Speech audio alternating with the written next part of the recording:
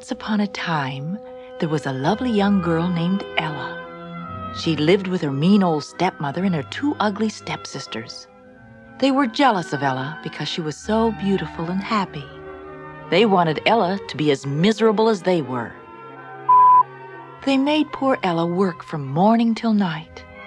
They gave her the worst jobs, and they were always nagging. Ella, get up and light the fire. Ella, fix my hair. Ella, sweep the chimney.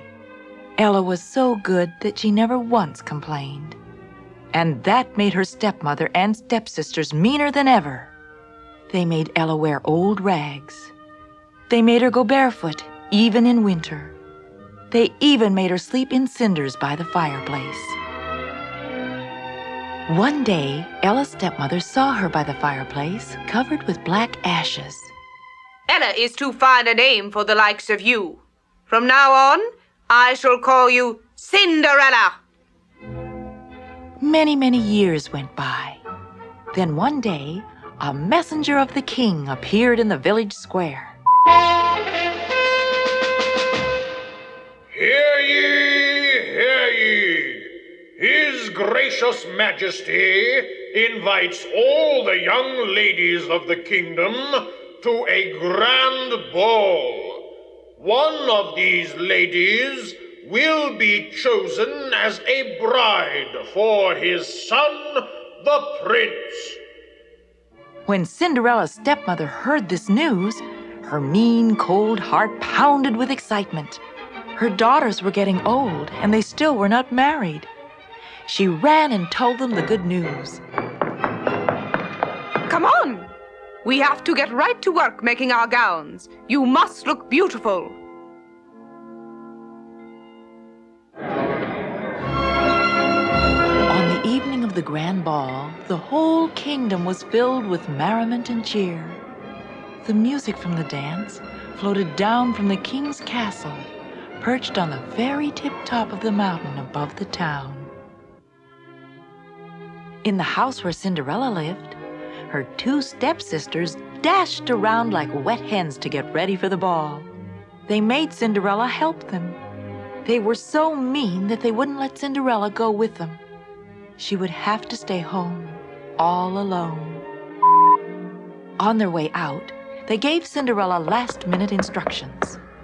Now be sure and clean the house. Make our beds. And above all, fix the fire so it's nice and warm when we get home. And with that, they swept from the house, escorted by their mother. Cinderella stared out the window, as unhappy as she could be. She was so alone. It was so quiet. The poor girl started to cry. Just then, she heard a voice behind her. Don't cry, Cinderella. Cinderella turned and saw a lovely lady standing there. Who are you? I'm your fairy godmother. I've come to get you ready for the ball. The ball? The prince? Oh, I'd love to go, but I can't. I haven't a gown. I haven't dancing slippers or a coach. So you haven't, my child. Well, just look out the window. Cinderella saw a pumpkin sitting in the garden. The fairy godmother waved her magic wand. And the pumpkin became a great golden coach with silver wheels, drawn by 4 sleek black horses. Now we must find you a gown and fix your hair. She waved her wand once again.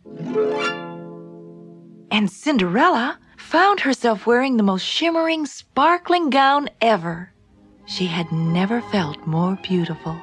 And she was! The dirt disappeared from her face, and her hair was fixed like a princess. The fairy godmother placed a pair of dainty glass slippers on Cinderella's feet. She smiled ever so gently at Cinderella. And now, my little princess, you are ready. But I must warn you about one thing. You must promise to leave the ball before midnight, because at the stroke of 12, my spell will be broken, and you will again be a Cinder girl. I promise. Oh, thank you so much. And she jumped into the coach, and away she went.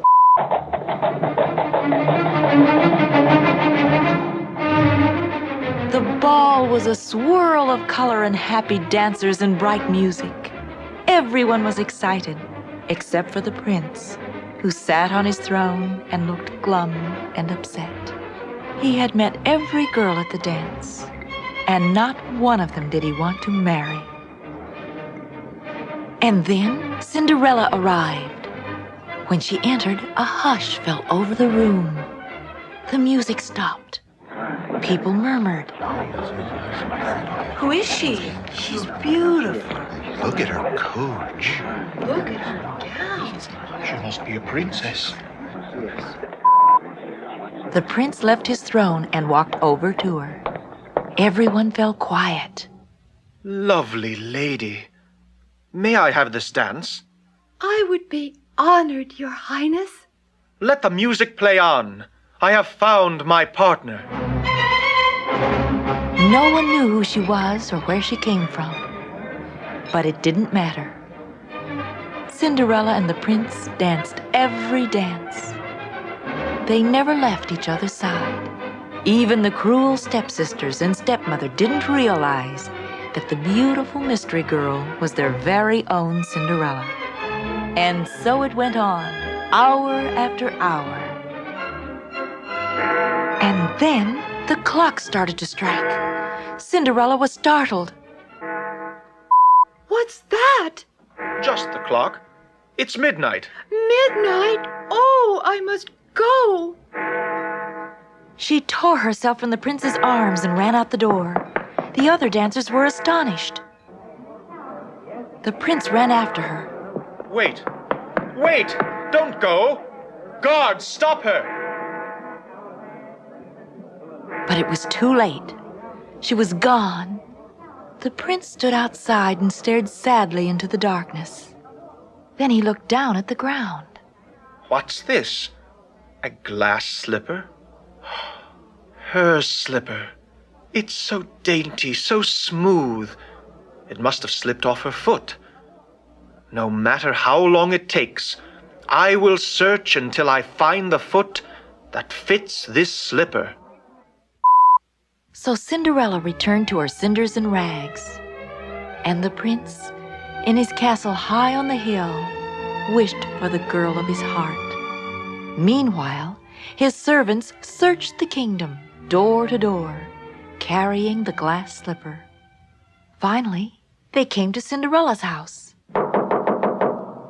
There, a royal servant commanded the stepmother, Bring all the women of this house to me to try on this glass slipper.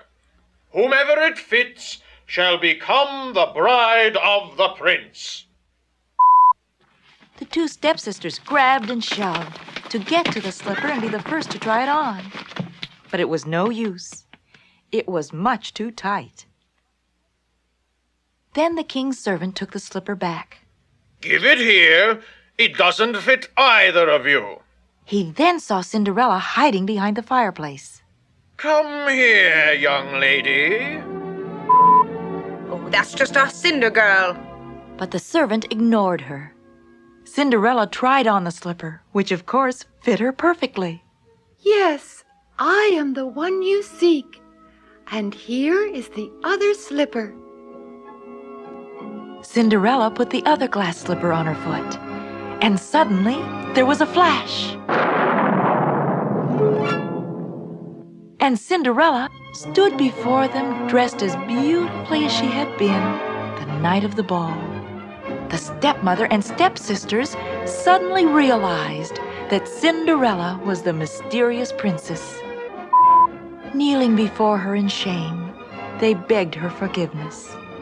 Cinderella, filled with love and understanding, placed a hand on each of them, and the women were transformed into kind and gentle ladies. A short time later, Cinderella became Princess Ella, wife of the prince. And the whole kingdom prospered in peace and happiness forever after.